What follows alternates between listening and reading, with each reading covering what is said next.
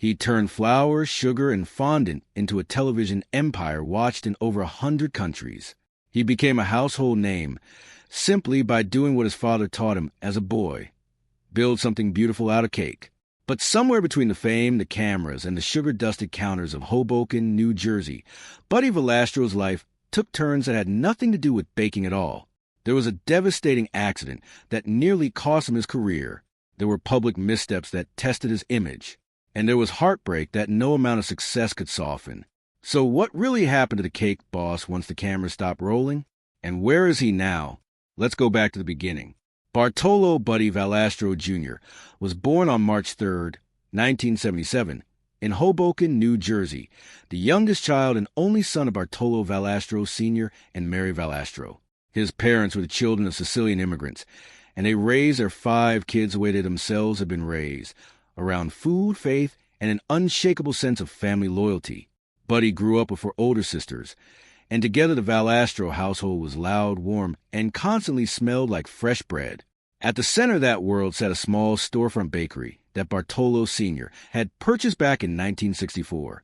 It was called Carlo's Bake Shop, and for the Valastro family, it wasn't simply a place of employment. It was practically a second home. Buddy spent much of his childhood there, first just watching his father work, later sweeping floors and washing pans, and eventually being trusted with small decorating jobs of his own.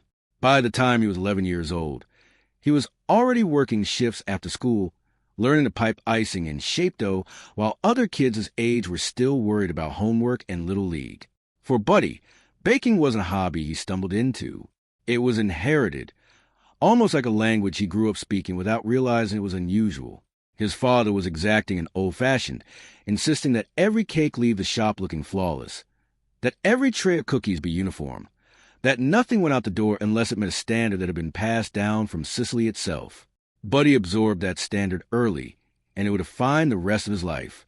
There was also something almost ceremonial about those early years in the shop. Buddy has described watching his father work as less like observing a job and more like watching a performance. The way Bartolo Sr. could turn a plain sheet cake into something that looked hand-carved from marble, all while keeping up a running conversation with customers who'd known the family for years. That mix of showmanship and craftsmanship left an impression on Buddy long before he understood it would eventually become the basis of an entire television career. He wasn't just learning recipes. He was learning how to make people feel something when they walked through the door, a skill that would prove just as valuable as anything he learned about tempering chocolate or working with fondant. Then, in 1994, everything changed in an instant. Bartolo Sr. was diagnosed with lung cancer, and the disease moved fast. Buddy was only 17 when his father died, and the loss was more than personal. Almost overnight, the teenager who had spent his whole life learning the family trade was expected to run the family business. He had no formal training beyond what his father had shown him, no business degree, and no real plan. What he did have was a promise he'd made to his dying father, that he would take Carlo's Bake Shop and turn it into something the entire country would recognize. The years that followed were grueling. Buddy worked around the clock, sometimes sleeping only a few hours a night, trying to keep a small neighborhood bakery afloat, while also pushing it towards something bigger. He leaned on the lessons his father had drilled into him and slowly began building a reputation, particularly for elaborate custom wedding cakes. Local bridal magazines started featuring his work, and brides across the New York metro area began seeking out the young baker from Hoboken who could turn almost any idea into an edible sculpture. Running the shop as a teenager also meant Buddy had to grow up fast in ways that had nothing to do with baking. He was suddenly responsible for payroll, for supplier relationships, for keeping employees who were sometimes twice as age-motivated and on schedule, all while grieving a father he'd lost far too early. There was no manual for any of it. He said in later interviews that he leaned heavily on memory during those years, replaying conversations he'd had with his father, trying to guess what Bartolo Sr. would have done in a given situation, and slowly developing his own instincts as a business owner through trial and error. Mistakes were inevitable, but so was persistence, and over time that persistence started to pay off. That growing buzz eventually caught the attention of television producers. In 2007, Buddy appeared on a Food Network baking competition, and his combination of technical skill, quick wit, and unapologetically blue-collar charisma stood out. Producers who saw that appearance later described being struck by something beyond his cake work, a natural, unfiltered personality that came through even under competition pressure. It wasn't long before a full network was interested in building a show around him and his sprawling, chaotic, deeply Italian-American family. Cake Boss premiered on TLC in the spring of 2009, and it became an almost instant phenomenon. The premise was simple. Cameras followed Buddy and his extended family as they ran Carlo's Bake Shop, built increasingly outrageous custom cakes, and argued, joked, and supported one another along the way. Viewers met Buddy's older sisters, his brothers-in-law who worked the ovens beside him, and eventually his wife and children. What made the show resonate wasn't just the towering, gravity-defying cakes. It was a family dynamic underneath them, the sense that audiences were getting an honest look at a real small business trying to survive its own success. The show became a global hit, eventually airing in more than 100 countries and turning Carlo's Bake Shop into a genuine tourist attraction. Fans lined up outside the original Hoboken storefront just to see the place they'd watched on television, and the sleepy block transformed into a destination with tour buses and souvenir stands. Local business owners nearby noticed the ripple effect almost immediately, with foot traffic on the block increasing dramatically once the show started airing internationally. Part of what made the show connect so widely, especially with immigrant and first-generation families, was how familiar its dynamics felt. Viewers didn't need to understand Italian-American culture specifically to recognize the underlying rhythms, the sibling squabbles that dissolved the moment a real crisis hit, the unspoken hierarchy of who got the final say on a big decision, the way affection in that family often came disguised as teasing or criticism. Buddy became something of an accidental symbol for a particular kind of American immigrant success story, one built not on reinventing yourself, but on doubling down on where you came from. Buddy didn't stop at one location. Over the following decade, he expanded Carlo's Bake Shop into more than a dozen locations across the United States, and the brand eventually reached international markets as well. He branched into other ventures too, opening an Italian restaurant in Las Vegas that paid tribute to his mother's home cooking, launching a more casual pizza and dessert concept, and putting his name on a line of baking tools, mixes, and kitchen products sold in major retail chains. Home bakers could suddenly walk into a big box store and buy the same style turntables and piping bags they'd watched Buddy use on their television screens, which turned casual viewers into paying customers almost overnight. He published cookbooks that blended family stories with his most requested recipes, giving fans a way to bring a piece of the Valastro kitchen into their own homes. TLC, meanwhile, built an entire slate of spin-offs around him, including a competition series that pitted aspiring bakers against each other for a shot at working in his shop, a family recipe cooking show, a series where he helped struggling bakeries turn themselves around, and a head-to-head rivalry show with fellow cake artist Duff Goldman. Each of these shows leaned on a slightly different side of Buddy's personality, the mentor, the competitor, the family man, but all of them reinforced the same core image that had made him famous in the first place, a guy who never lost a hustle of that 17-year-old running his father's shop, no matter how big the operation around him grew. Through all of it, Buddy kept the business rooted in family. His sisters remained heavily involved, and his wife, Lisa, though she stayed mostly out of the spotlight in the early seasons, became an increasingly visible presence as the years went on, helping hold their home life together, while Buddy's career expanded in every direction. Their children began appearing on camera as they got older, and Buddy started teaching them the trade the same hands-on way his own father had once taught him.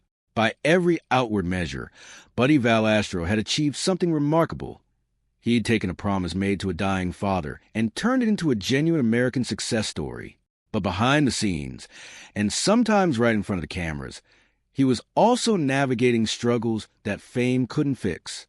For a professional baker, hands are everything. Every delicate sugar flour, every clean edge, every sculpted detail that made Buddy's cakes famous came from years of trained muscle memory in his fingers. So when disaster struck in September 2020, it wasn't just a medical emergency. It threatened the very foundation of his identity. The accident happened somewhere Buddy never would have expected. Inside his own home, like much of the country, he'd been spending more time there that year as the pandemic slowed business and kept families close. The Valastros had a private bowling lane installed in their house, and on an otherwise ordinary evening, the pin-setting machine jammed. Buddy had cleared similar jams before, so he reached in to fix it himself. This time, something went badly wrong. A metal rod inside the machine drove through his dominant right hand, trapping it in the mechanism. His teenage sons were home and rushed to help, eventually needing a power saw to cut him free. By the time paramedics got him to the hospital, the damage was severe. Bones were shattered, tendons and nerves were torn, and doctors weren't sure how much function he would ever regain. Over the following months, Buddy underwent a series of reconstructive surgeries, with surgeons inserting hardware and painstakingly rebuilding what had been crushed. The physical recovery was only part of the battle. Buddy later admitted that in the aftermath, he was consumed by a single terrifying thought, that without full use of his hand, he had no idea who he was anymore. For more than 2 decades, his identity had been built entirely around what his hands could create. Now, he couldn't even hold everyday objects properly. The rehabilitation process was long and exhausting. He relearned basic motions he'd once done without thinking, gripping a piping bag, holding a palette knife, steadying a spatula. There were setbacks along the way and stretches where he genuinely doubted whether he'd ever decorate a cake again. Leaning on his family, his medical team, and sheer stubbornness, he pushed through it. By late 2021, Buddy reported that he'd regained roughly 95% function in his injured hand, enough to get back into the kitchen, even as some fine motor tasks remained noticeably harder than before.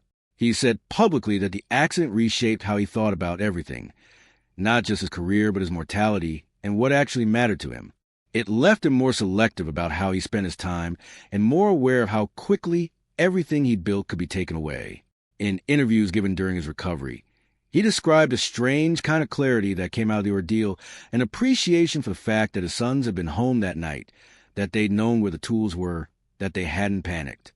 Where the accident could easily have become a story purely about loss, Buddy chose to frame it as a story about the people who showed up for him when it mattered most. That reframing mattered because the road back was anything but smooth. Physical therapy sessions were often frustrating, requiring him to relearn grip strength and dexterity through repetitive exercises that felt nothing like the instinctive muscle memory he'd relied on for decades. There were days, by his own admission, when he wasn't sure the improvement would ever be enough to get him back behind a decorating table in any meaningful way. What kept him moving forward wasn't a single breakthrough moment, but the slow accumulation of small ones, being able to hold a spoon steady again, then a piping bag, then eventually a full cake decorating toolkit. Long before the accident, fame had already tested Buddy in other ways. He's spoken candidly about experiencing severe panic attacks as a young man, admitting that the pressure of running an expanding empire, starring in multiple television shows, and raising a family caught up with him physically. He's described having his first panic attack in his 20s that was serious enough to send him to the emergency room. Opening up about that experience later in his career helped humanize him to fans who only knew him as a confident, fast-talking guy on television. His public image took a real hit in November 2014 when he was pulled over in New York City and arrested for driving while intoxicated. Officers reported that his car had been swerving, and after failing a field sobriety test, he was taken into custody. The arrest made national headlines given how tied his brand was to family-friendly wholesomeness, and it sparked plenty of criticism online. Buddy addressed it directly within days, issuing a public apology and expressing disappointment in himself. He later described the arrest as a genuine wake-up call, one that pushed him to reconsider his habits and think harder about the example he was setting for his kids. There was also real controversy tied to a 2012 episode of Cake Boss involving a segment with model and television personality Carmen Carrera, who is transgender.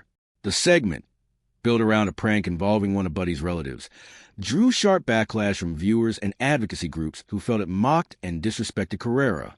She spoke out publicly about how the situation had been handled, and the episode was ultimately pulled. Buddy issued an apology, and the incident became something of a turning point for how the show approached storylines going forward. Then there was his long-running rivalry, at least in the eyes of fans and the media, with fellow television baker Duff Goldman of Ace of Cakes. For years, the two were framed as competitors from opposite coasts. In 2019, that narrative was finally put to the test when the pair faced off directly in a head-to-head competition series. What started as a manufactured rivalry ended up revealing genuine mutual respect.